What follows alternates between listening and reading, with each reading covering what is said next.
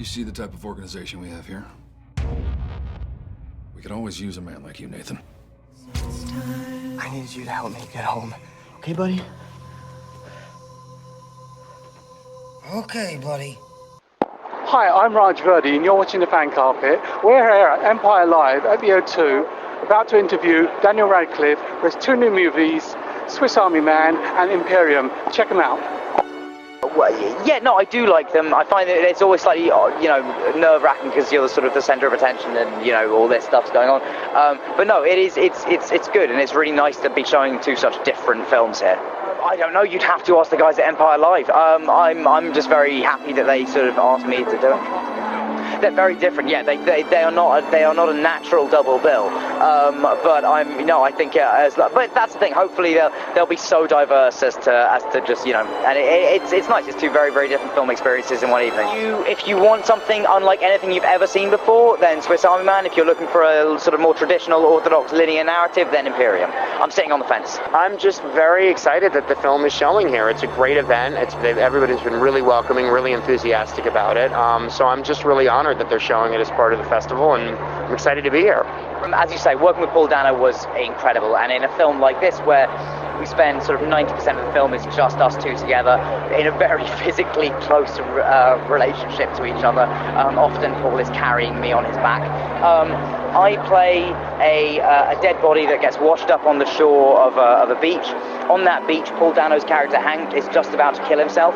He sees this dead body and he's sort of making this speech as his sort of last words, and the body starts farting and he gets really annoyed, like, I'm trying to do this speech and this thing's interrupting the poignant moments of my death. So he sort of takes it as a sign that maybe he's not meant to die, and then shortly thereafter discovers that he can ride that body like a jet ski across the water powered by farts. So that's the first 2 minutes of the film, and it gets increasingly weird from there. Well, from the beginning, I was working with Mike German, and an FBI agent who co-wrote the story, and whose life served as a rough inspiration for it. And Mike was this very sort of literate, intelligent, unassuming guy, incredibly friendly, incredibly easy to get along with. And Mike explained to me early on that the most important aspects of being an undercover agent were your social skills and your ability to get along with people. And once I knew that and sort of was conceiving the character in that way, then choosing somebody like Dan became really an ideal choice. And from the beginning, he was a joy to work with. He was incredibly enthusiastic and passionate about the material, incredibly well committed and prepared, and he really made it a joy. So it was great. Of course, who's never excited about Double Bill of Daniel Radcliffe? The one that I know the most about is Swiss Army Man, so I'm kind of really looking forward to that. The other one I don't know anything about at all, so I'm looking forward to both actually equally. So I am. He's great. He's amazing. So it's nice to be invited, and we're here tomorrow with the This Is England crew, and we're going to be doing some work there. But yeah, I'm looking forward to tonight. It's lovely to be invited, and Empire are an amazing magazine, and they've always championed Shane and everybody and most of the stuff that I've done, so it's nice to be here. My character in Imperium is based on a real guy called Michael German, who actually worked a number of undercover cases for over a period of sort of 12 years. And so we've sort of amalgamated various different stories of his life into sort of one story. So while it's not one true story, it's everything you see in the movie did really happen at some point. And so and in terms of preparing for it, it was just a lot of reading of very depressing literature and watching some very grim documentaries about white supremacists. So yeah, there was a lot of that.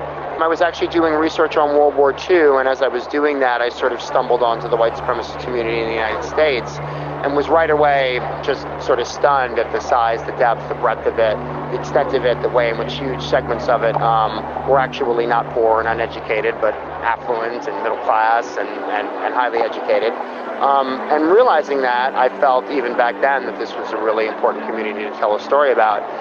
Unfortunately, it's turned out that over the past couple of years, it's even become way more relevant than it was when I started. So I think a lot of people are becoming aware of the size of this community. What would I recommend? Save your money. I don't know, just act wherever and however you can. If you're given the opportunity to create, go and do it. Like things like this, events like this are great. Like I'm just relishing tomorrow reading those words from a very great and famous film that means a lot to me.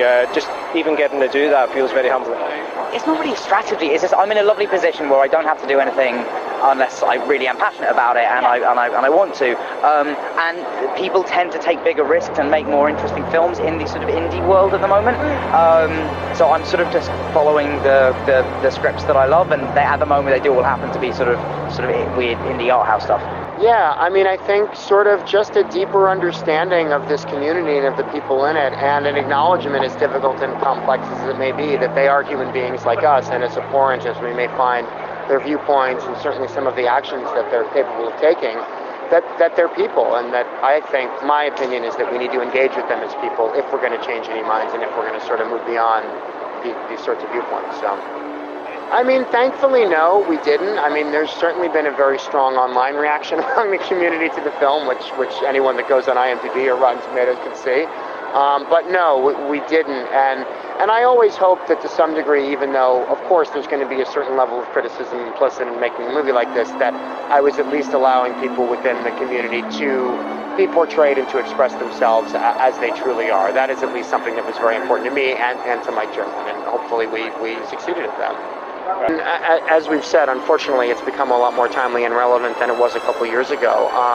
What I hope it's doing is shedding some light on the nature of these communities and the people within them, and helping us to have a better understanding of who these people are, how they think, all that sort of thing.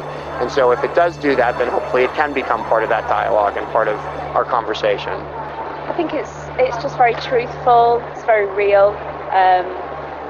There's a lot of camaraderie between the cast, and he sort of pulls out the best in each character and sometimes the worst, but we get on as a group of people, and I think it's just evolved really organically from when we all first met. I think it was over 10 years ago now, and we did the film, which will be shown tomorrow at the event. And each character has had their journey within that, and we're all very good friends. So yeah, I don't know, I mean, it is a unique show, and I think that's part of Shane's genius, isn't it? To try and find the talent within each person, try and find the truth and the story of each character, and it's real life for some people, you know. It's not for everybody, but it's where the public, I think, identify, and he makes it cool and funny, because real life's tragic and funny, isn't it? So it's just a great cast, and the people in real life are great people. So yeah, Shane's just a genius, and yeah, I'm excited to see it again tomorrow. But it's nice to be part of that. It's such a great show. So yeah, like a bookend, so movie, and then to finish with the movie. I mean, it's difficult. We don't want to just keep going on and on and on, but I think Shane will decide that if there's a story there, which there always will be with those characters, because they're very true to life. It's what happens. As some of the stories are obviously built for fiction, and sort of they are to tell a story, they are for drama, but I think you'd definitely be able to find some stories within that crazy group of people, and turn it into another movie. And who knows? I mean, it's really hard. I never want anyone to die, but somebody might have to. I don't know. Yeah, we'll see. Hopefully he'll revisit it, but maybe when I'll be probably 60 then, and Synth will be in her 60s, and the rest of them will be middle-aged, which will be good, because I always wanted to be in the gang. I was like, Shane, I want to have a skinhead and be in the gang. It's like, you're Synth. So it ended up being a blessing in the end, because I love that character. So yeah. Let's hope we do some more, even if it's just for us all to get together and have fun. It's always my belief a movie has to be entertaining first and foremost, so you always have to achieve that. But I would love it to be exposed to different communities in that way and to make a difference. And I'm very open to any place that people want to see it, people want to talk about it. I'm always happy to be a part of those things, so I very much hope that's what happens, And I'm currently waiting on a couple of projects that I don't really want to mention. I don't like tempting fate, but they're going really well, so fingers crossed. I'm looking at maybe doing some theatre, and Brent was just out, the Ricky Gervais Life on the Road. I've got Revenge that's about to come out, which is Alice Lowe's new movie. Well, I play the midwife, so Alice, in that her character is pregnant. I won't tell you the story because I don't want to spoil it. It's on the 13th at the London Film Festival. We've just been to Venice with it, and Toronto, and I think it's got in the LA Festival and Dinard, so it's doing really well, and that's her first feature. And then I have another movie called Access All Areas with Ella Purnell and you know, a great cast, different sort of a group of young, and then myself and Nigel Lindsay are the parents. It's kind of a music festival film, and it's set at a festival, but it's a road trip really. It's a journey about two characters that kind of go on this road trip to a festival. I won't tell you any more about that, and that's coming out next spring. Oh wow. So, and that's the director Bryn Higgins, who did Electricity with Agnes Dane, and yeah, it's great. I've had a really nice busy year, so just trying to make some good choices and work and do lots of travelling this year, so it's been lovely. I'm basically doing something with Andrew Lloyd Webber at the minute, working on Stephen Ward musical again, so we're just seeing how that goes. Doing this, which is quite cool. Yeah, he's amazing, and he's a genius, and he's a lovely, lovely man, so very lucky to be working with him. So it's we're just workshopping it and seeing, just doing mini performances, and just seeing if it has another life. Well, I'm involved tomorrow with the Trainspotting read-through that's happening here. I've got a movie out later in the year called The Inland Road, which was shot in New Zealand last year, which is a kind of tragic relationship drama, so I've got that to look forward to. Thank you for watching Fan Carpet. Be sure to follow us on Facebook, Twitter and Instagram, and we'll have more for you next time.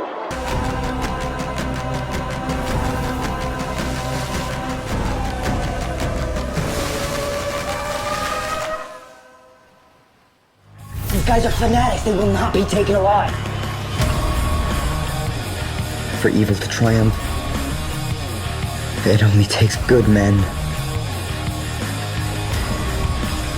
to do nothing.